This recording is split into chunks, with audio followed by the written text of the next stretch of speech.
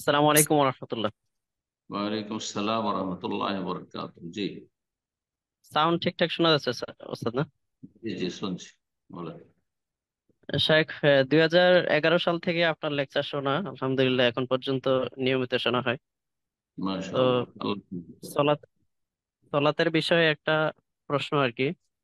আমাদের হুম, মাগরিব এবং কি ফজরের সালাত আমার বাড়িতে পড়া হয়। আর কেন? এশা কেন? মাগরিব আর সালাত বাড়িতে বলতে বাড়ির মসজিদে আর কি। আর বাড়িতেও পড়ি আবার মসজিদেও পড়ি। মসজিদে হচ্ছে আমাদের যে ইমাম সাহেব ওনারা হচ্ছে এই মাজারপন্থী, তারপর অনেক বড় বড় শিরকারী আর কি তারা। এই জন্য তাদের পিছনে সলাৎ হবে কি হবে না এটা নিয়ে টেনশনে থাকি, এই জন্য আবার বাড়িতে এসে পড়ি। বড় শিরকি আকীদায় থাকলেও হবে না, বাকি বেদাত যদি থাকে, বিভিন্ন বেদাত আছে কিন্তু মাজার বড় শিরক। আমাদের বাড়ির চতুর্পাশে শেখ মাজার আর কি, চতুর্পাশে। তো তারা তারা মাঝে এইগুলোর সাথে যাচ্ছে। সম্পৃক্ত। আহ, আল্লাহ হেদায়েত দান করুন। জি। আর এই জোহর আসর আর হচ্ছে মাগরিব, এই তিন তিন ওয়াক্ত আমার আমার ব্যবসা যেখানে এখানে পড়া হয়।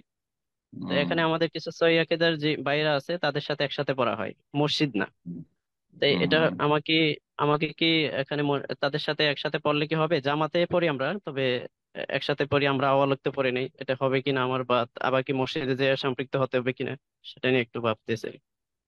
আশেপাশে মসজিদ আছে? মসজিদ আছে কিন্তু ওইগুলা হানাফি মসজিদ, যেটা দেওবন্দি আকীদার যারা, তাবলিগ যখন জামাত। হয় তো বড় শিরক, প্রকাশ্য বড় শিরক নাই। প্রকাশ্য বড় জি। শিরক তাদের মধ্যে নেই, থাকলেও গোপনীয় আছে। হ্যাঁ, তাদের মুরব্বীদের কিতাবাদিতে অর্থাৎ লজুদ হলুল এসব আছে, কিন্তু তারা সবাই যে বিশ্বাস করে বলা যাবে না, কারণ যেহেতু প্রকাশ্য তাদের আমলে দেখি না।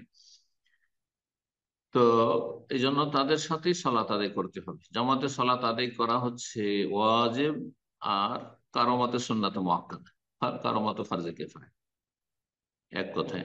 আর আপনার আউয়াল ওয়াক্ত সালাত আদায় করা মুস্তাহাব, সুন্নাহ, উত্তম কাজ।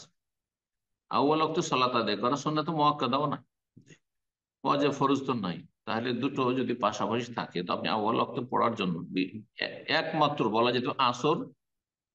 আসরে অনেক বিলম্ব করে যেহেতু হানাফিরা এই সালাত অপছন্দনীয় অক্তে নিয়ে চলে যায় তারা, আর ফজর সূর্য ওঠার কাছাকাছি নিয়ে চলে যায়। এই দুটো অক্তে আপনি পড়ে নেবেন, কারণ ওরা একবারে মাকরুহ, অপছন্দনীয় সময় তারা সালাত আদায় করছে স্বেচ্ছায়। তো বাকি সালাত আপনি তাদের সাথে পড়ার চেষ্টা করবেন। জোহর বা অন্যান্য যে সালাদ গুলিতে তাদের সাথে বেশি সময়ের ব্যবধান নেই, হয়তো 10 মিনিট 15 মিনিটের ব্যবধান, আধা ঘন্টার ব্যবধান আছে, সমস্যা নেই। জোহর হচ্ছে 12টায়, আর তারা পড়েছে হয়তো 12:30 বা 1টায়, তো পড়েন, তাতে কোনো অসুবিধা নেই।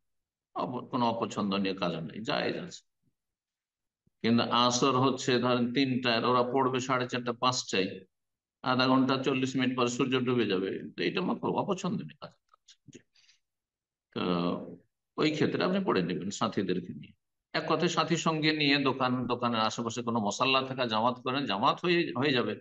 কিন্তু সেই মসজিদের জামাতই হচ্ছে আসল জামাত। মসজিদের জামাতই হচ্ছে আসল জামাত। ওয়ারকাও মার রাখেন মানে এই নয় যে কোনো জায়গায় শুধু জামাত করলে হয়ে গেল।